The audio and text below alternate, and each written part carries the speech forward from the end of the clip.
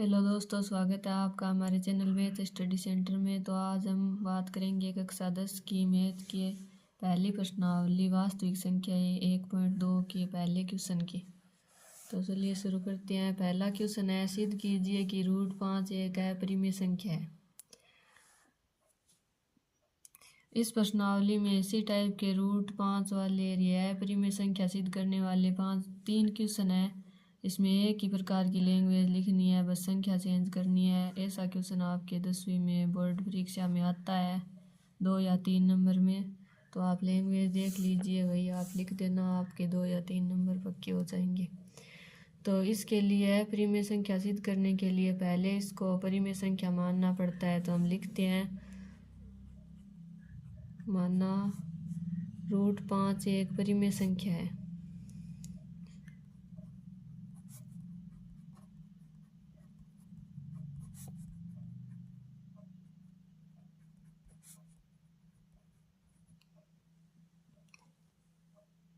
अर्थात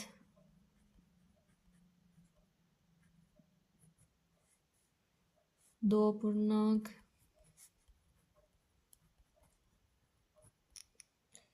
ए और बी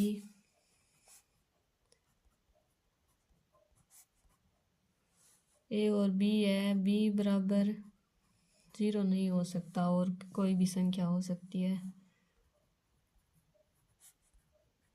जो सहभाज्य है।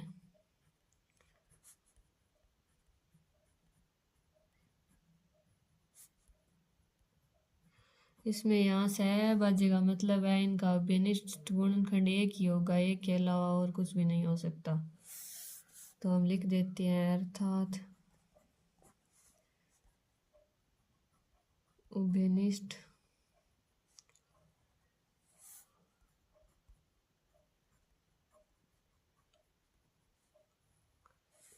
गुणनखंड एक के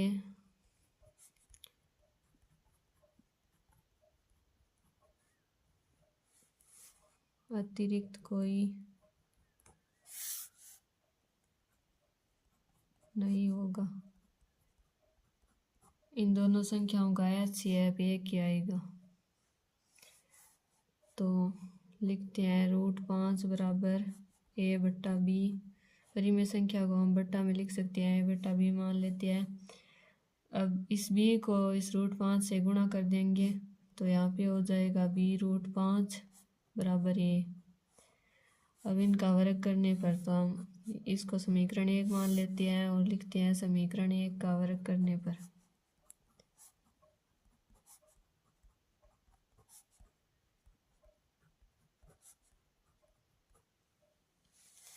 तो वर्ग करते हैं तो B√5 का यहाँ पे वर्ग कर देंगे और यहाँ पे A का वर्ग कर देंगे।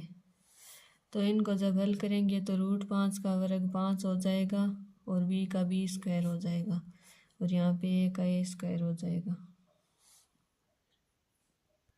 तो यहाँ पे ये 5 B² के गुणा पे है तो यहाँ पे जाएगा, इसमें बट्टा में हो जाएगा तो ये A² को विभाजित करेगा।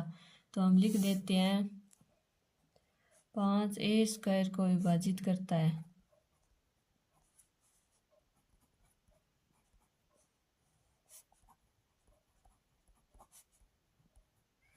विभाजित करता है, इसलिए मान लो अगर 5 किसी के स्क्वायर को विभाजित करता है तो उस संख्या को भी विभाजित करेगा, तो ये A को भी विभाजित करेगा, तो 5 A को भी विभाजित करेगा।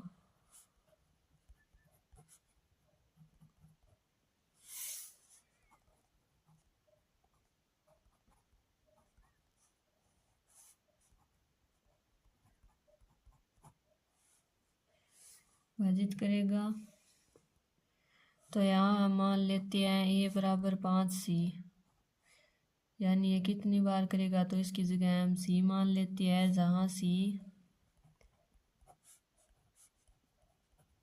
एक धनात्मक संख्या है, धनात्मक पूर्णांक है।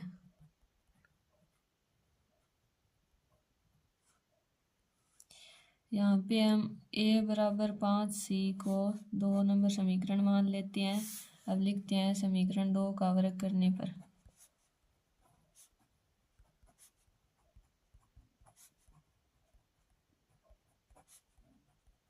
तो इनका वर्ग करेंगे तो ए स्क्वायर बराबर 5c² हो जाएगा। अब हम इस समीकरण में मान रखते हैं तो यहाँ 5b² की जगह तो ये लिख देते हैं 5b², और यहाँ पे ये ए स्क्वायर है, यहाँ पे ये 5c² लिख देंगे। ये ए स्क्वायर के बराबर में ये भी लिख सकते हैं हम, यहाँ पे आया है मान, तो हम 5c² लिख देंगे।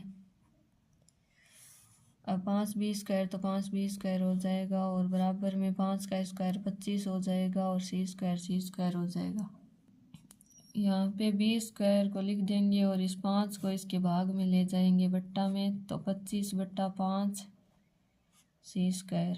तो ये यहाँ से कट के b² बराबर 5 से 25 5 बार कट जाएगा, 5c² बचेगा। तो यहाँ पे ये 5b के भाग में जाएगा b² के, तो ये b² को विभाजित करेगा, तो हम लिख देते हैं अतः 5b² को विभाजित करता है।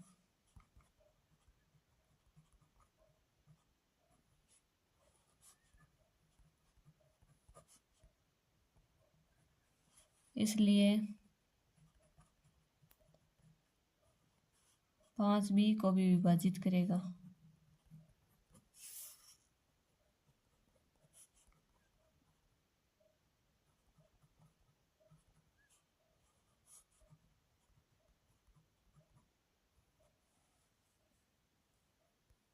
तो यहाँ पे हमने ये लिखा है 5b को विभाजित कर रहा है, और इस लाइन में हमने लिखा था 5a को भी विभाजित कर रहा है। तो a और b दोनों को 5 विभाजित कर रहा है, तो इन दोनों का एक उभयनिष्ठ गुणनखंड 5 हो गया।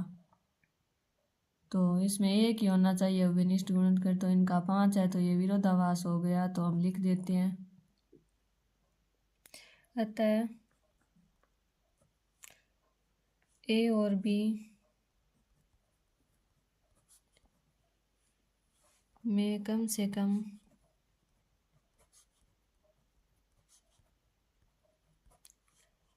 एक उभयनिष्ठ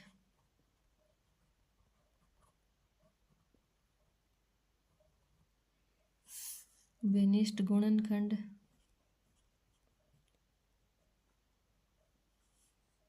गुणनखंड 5 है, जो कि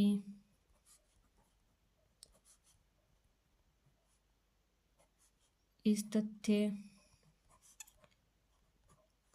का विरोधाभास है।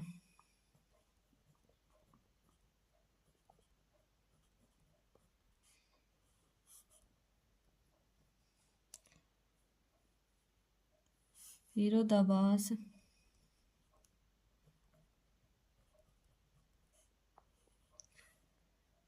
त्रुटिपूर्ण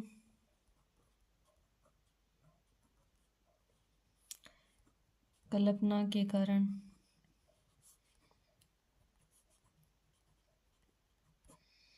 प्राप्त हुआ है।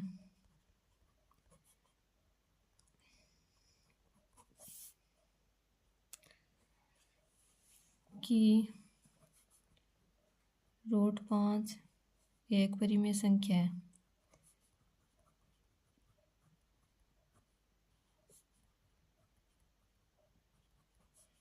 यह कल्पना हमने त्रुटिपूर्ण की थी, क्योंकि √5 तो एक अपरिमेय संख्या ही है, हमने शुरू में माना था परिमेय संख्या है। तो हम लिख देते हैं अतः √5 एक अपरिमेय संख्या है।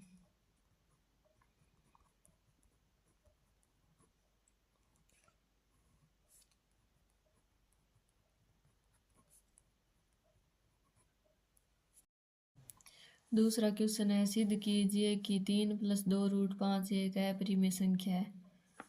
तो हम उसी पहले प्रश्न की तरह ही उसी तरीके से पहले मानते हैं कि यह एक परिमेय संख्या है। तो माना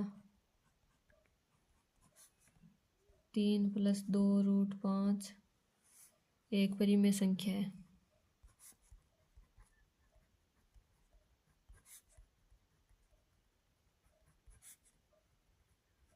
अर्थात 2 पूर्णांक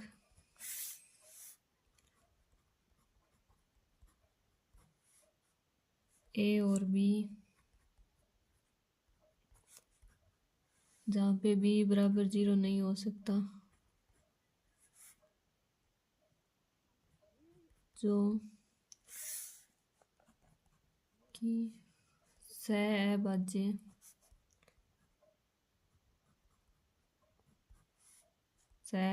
है, यानी कि इनका HCF 1 होगा। तो हम लिख देते हैं 3 + 2√5 बराबर A/B। तो ये 3 प्लस में है यहाँ पे, तो यहाँ माइनस में चला जाएगा A/B के, तो यहाँ पे बचेगा 2√5 बराबर A/B -3। अब हम 2√5 बराबर इनके लघुत्तम लेंगे, तो यहाँ पे B लघुत्तम आ जाएगा और यहाँ पे A आ जाएगा, A का A, और इसके बट्टे में B नहीं है तो यहाँ A -3B आ जाएगा। तो हम लिख देते हैं ये 2 इसके फिर बट्टे में चला जाएगा B के, तो यहाँ पे √5 बराबर A -3B बट्टा 2B, ये 2 इसके बट्टे में आ गया। हमने A और B को पूर्णांक माना था, इसलिए ये परिमेय संख्या होगी। तो हम लिख देते हैं चूंकि A और B पूर्णांक है, इसलिए A -3B बट्टा 2B एक परिमेय संख्या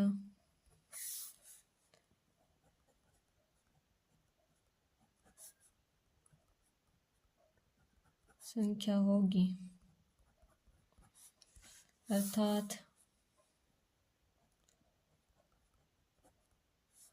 √5 एक परिमेय संख्या होगी।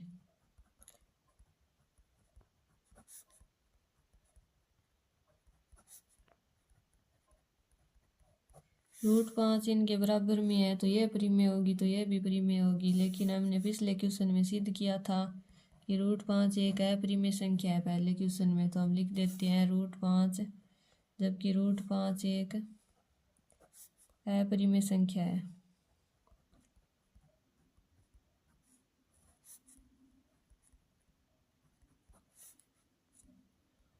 इसलिए यह एक विरोधाभास है।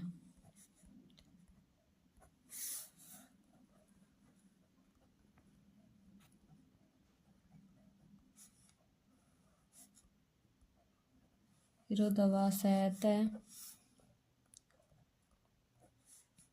3 + 2√5 एक अपरिमेय संख्या है।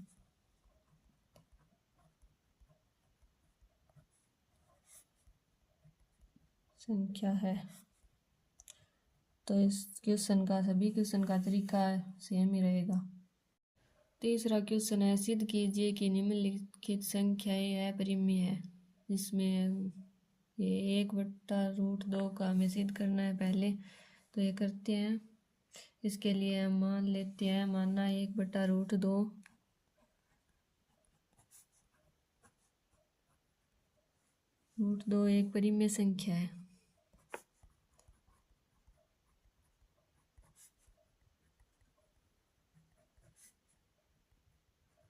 अर्थात 2 पूर्णांक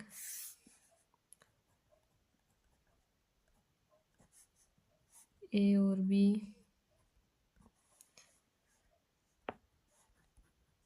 बराबर 0 नहीं होगा, जो कि सहअभाज्य है।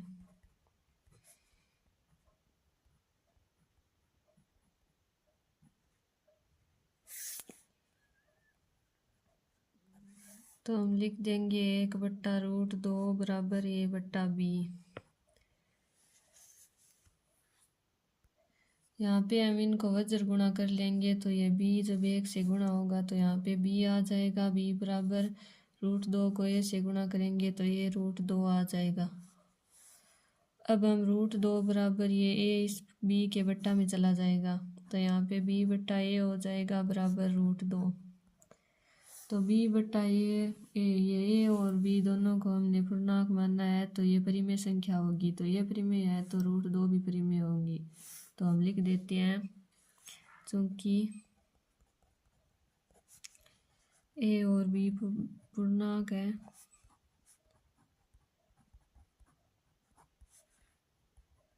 इसलिए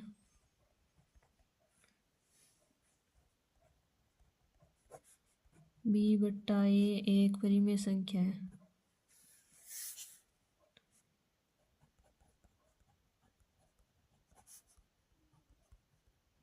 परिमेय संख्या होगी, अर्थात रूट 2 एक परिमेय संख्या होगी।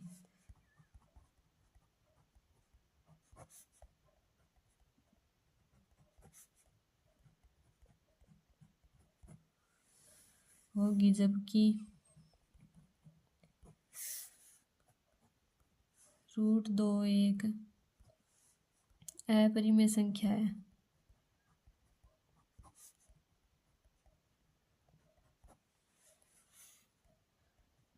अतः हमारे द्वारा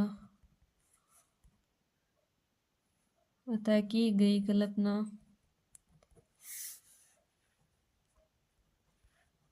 कल्पना एक विरोधाभास है।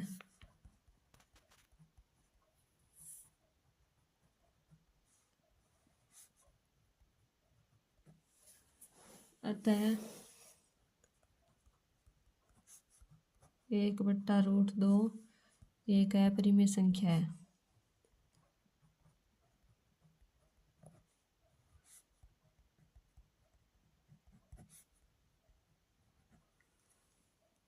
चलिए अब अगला करते हैं, ये दूसरा 7 रूट 5 वाला। तो हम पहले लिखते हैं, माना 7 रूट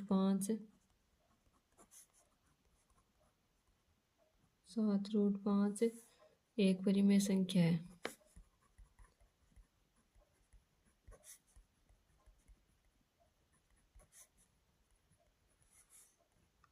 अर्थात 2 पूर्णांक ए और बी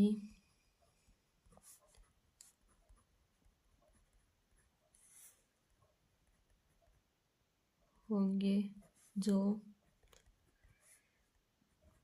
कि सहभाज्य हैं।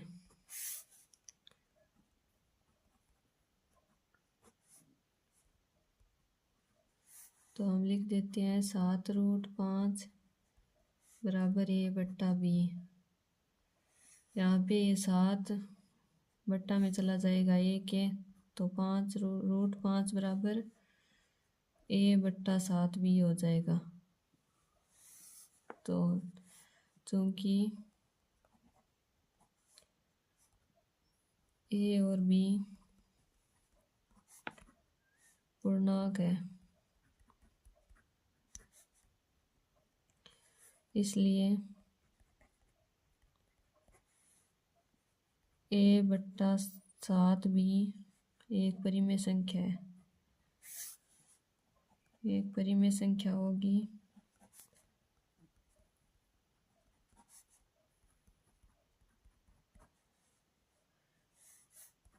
अर्थात रूट 5 एक परिमेय संख्या होगी।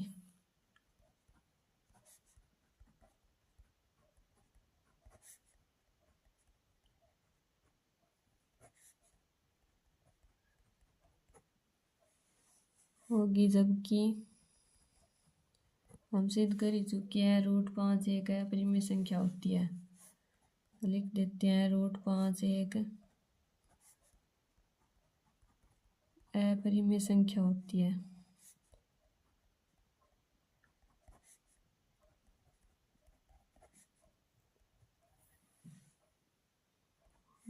इसलिए यह एक विरोधाभास है।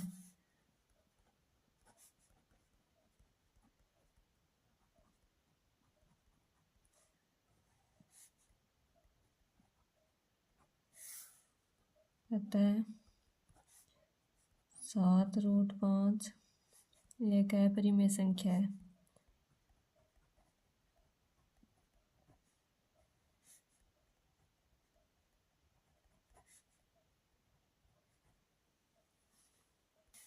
अगला करते हैं तीसरा 6 + 2 रूट।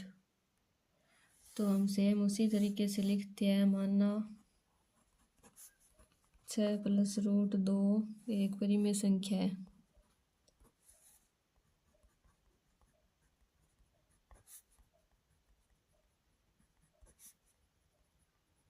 अर्थात 2 पूर्णांक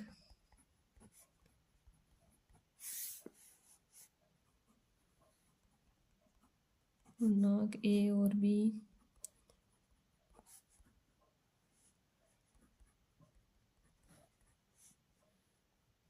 है, जो कि सहअभाज्य है।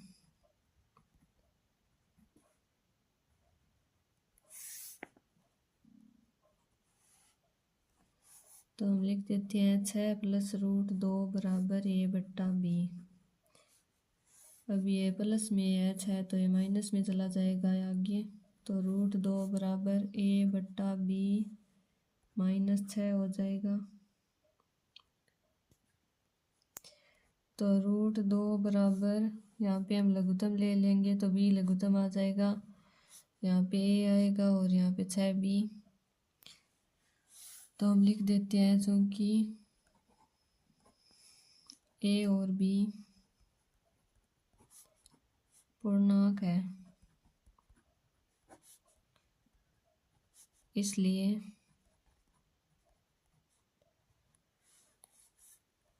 a - 6b/b एक परिमेय संख्या है।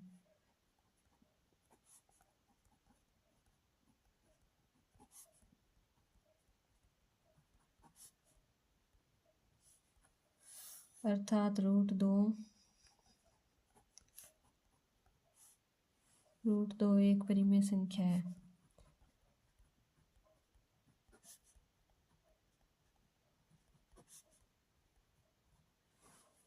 जबकि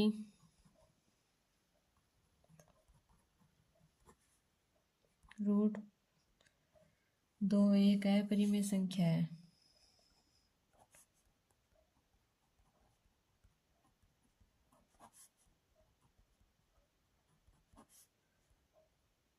यह अपरिमेय संख्या होती है, इसलिए यह एक विरोधाभास है।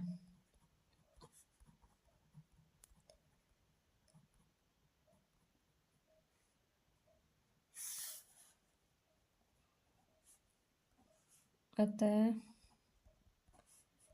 6 + √2 एक अपरिमेय संख्या है।